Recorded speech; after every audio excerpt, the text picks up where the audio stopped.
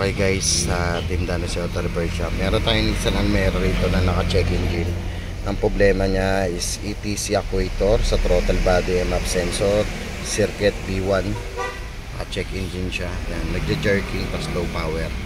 Alamin natin kung ano naging problema nito. Baka sakaling magkaroon kayo ng problema is may turo namin sa inyo kung anong ginawa namin. Okay, eto yung sa MAP sensor niya, umaangat yung pinaka wiring niya, kaya nagkakaroon siya ng short. Ayan, mapapansin nyo, angat na, kaya nagkakaroon siya ng short. Ito yung sa MAP sensor. Yung sa throttle body naman, i-check natin kasi kasama yung problema sa throttle body dahil ito nga, nagkakaroon ng loose connection, kaya nagkakaroon siya ng MAP sensor circuit. Etong wire na to ay pipix natin to, tapos paklasin natin. Na-adjust na tong ano na to, ina-adjust to, mali yun. Tingnan natin, bubuksan natin yan. Okay, ito yung ano, throttle body ng Nissan Almera. Kung mapapansin nyo, masyadong mataas yung adjustment nya dito, kaya close na close siya rito, hindi makahinga na maayos. Ayan, close na close yan. Ngayon gagawin natin, bubuksan natin to, tignan natin bakit nagpe-failure to. Kasi actuator ang tinuturo niya. Yung throttle actuator nandito sa loob. Yan. Gamit lang tayong special tools. Allen na may ano sa loob, sa gitna. Ito, hawakan mo ito kapag binubuksan ko.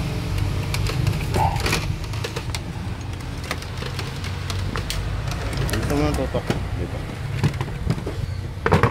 Buksan natin ito.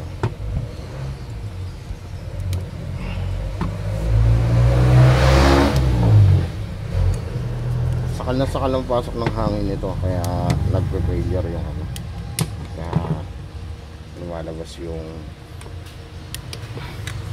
lumalabas yung throttle body.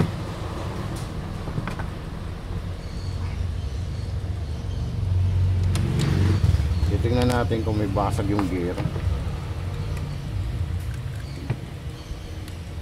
kasi minsan may basag ang gear nito pag nag-o-open ito.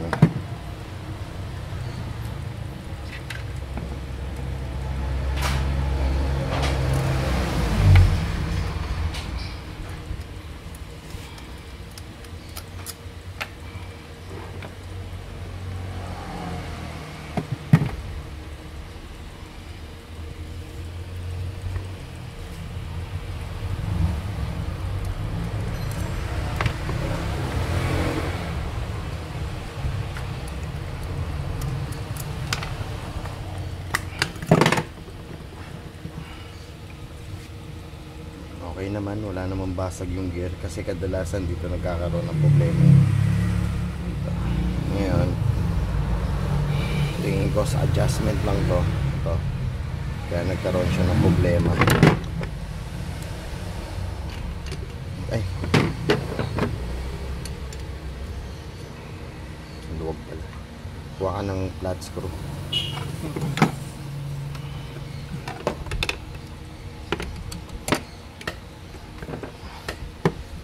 Bababa natin siya ng konti.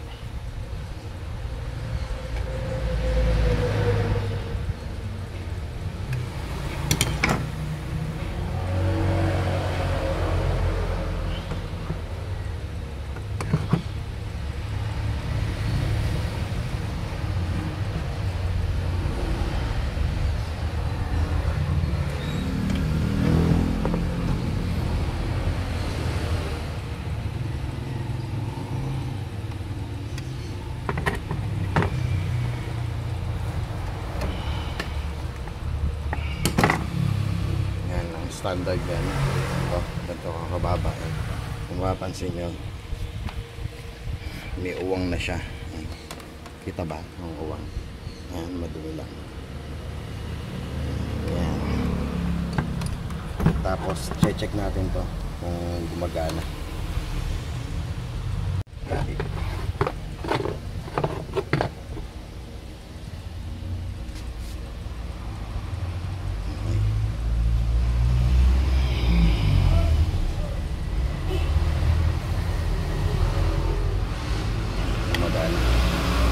Binalik lang natin sa adjust.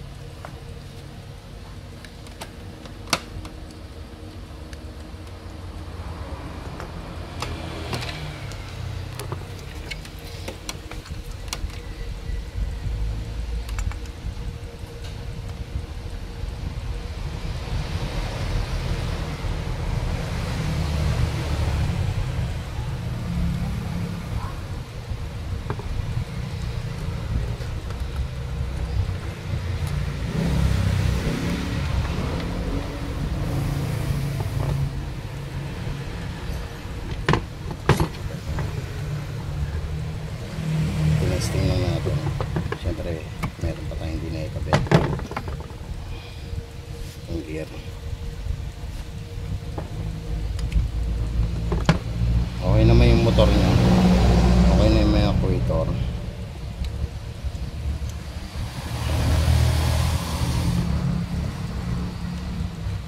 Sipitan na natin.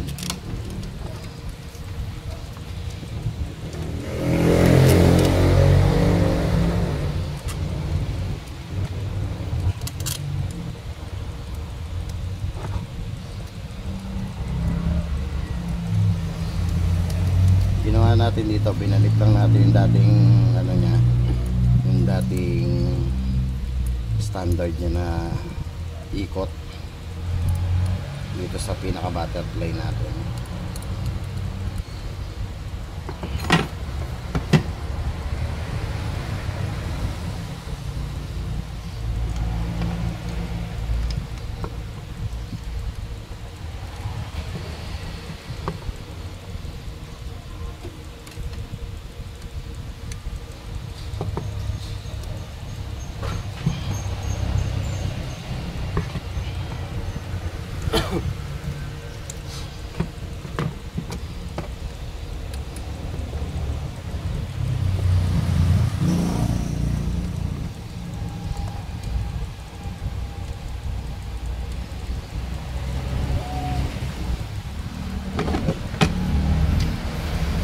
Na lilinisan na lang. Okay mga team, ina-adjust natin throttle body na ano, saka yung map sensor chinek natin, kaya pala na lumabas yung map sensor kasi nagpalit siya ng map sensor, replacement yung nilagay kaya lumalabas. Ngayon okay na ang kwento, kahit daw i-delete daw nandito pa rin yung record. Ayan, papansin nyo wala na, diba?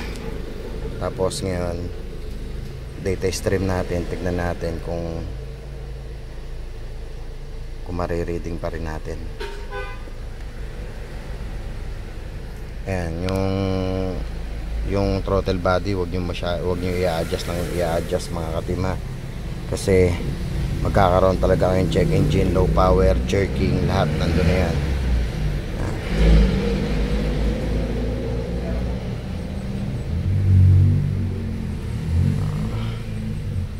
Sa kabila tayo.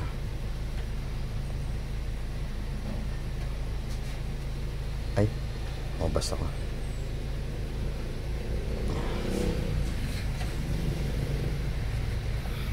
Wala nang check engine. Ngayon kahit daw i-delete nila yon, mawawala check engine pero may record pa rin dito. Ang nangyayari, ganun pa rin ang nangyayari, nagkakaroon pa rin ng record. Tapos konting takbo lang, lalabas na ulit yung check engine. Accelerator pedal, check natin, position, engine speed,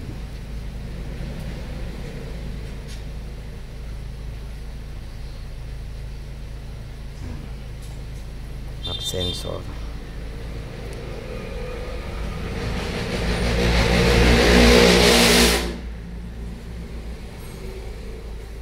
Kung mapapansin nyo, okay na rin yung engine speed nya. Yan, 700 to 800.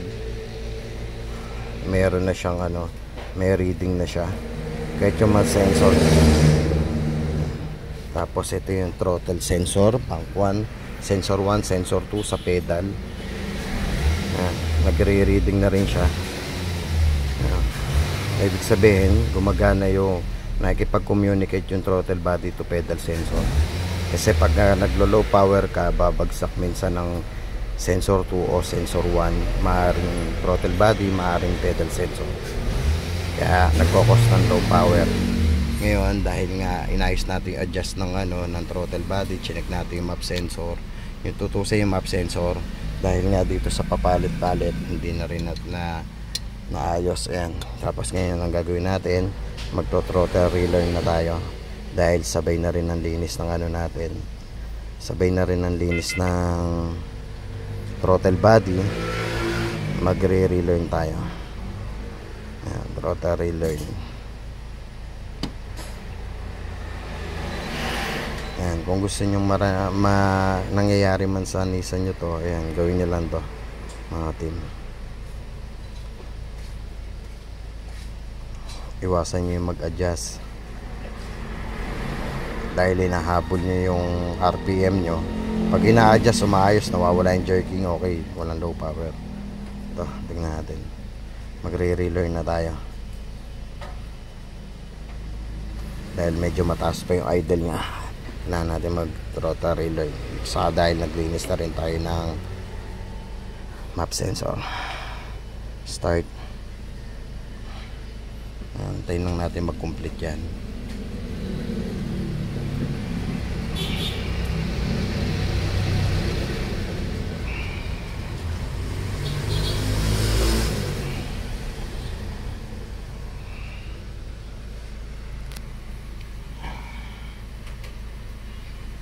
Tinakbo pala nito. Ilan na pa tinakbo nito? Ang taring naba. Antayin lang natin. Pag nag-complete yan, okay na yan. Tapos papatayin natin, start natin, tapos i-scan uli natin. Yan ang gagawin natin. Kailangan wala nang lalabas sa throttle bodies.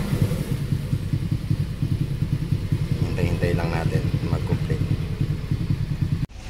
Okay guys, okay na. Ayan, mapapansin nyo, na-relearn na rin siya. Complete.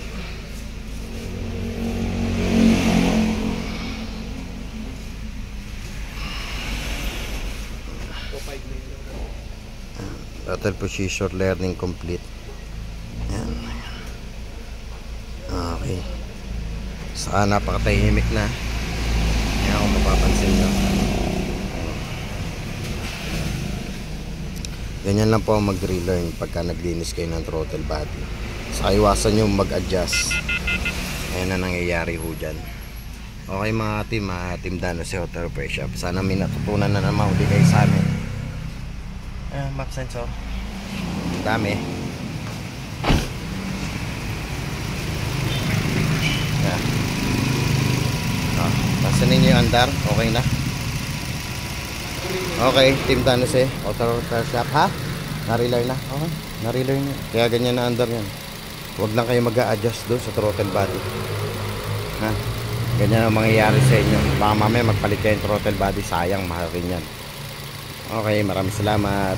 Team Dano sa Auto Repair Shop. Handa magbigay ng DOT, so alam, jerking, and low power. Thank you.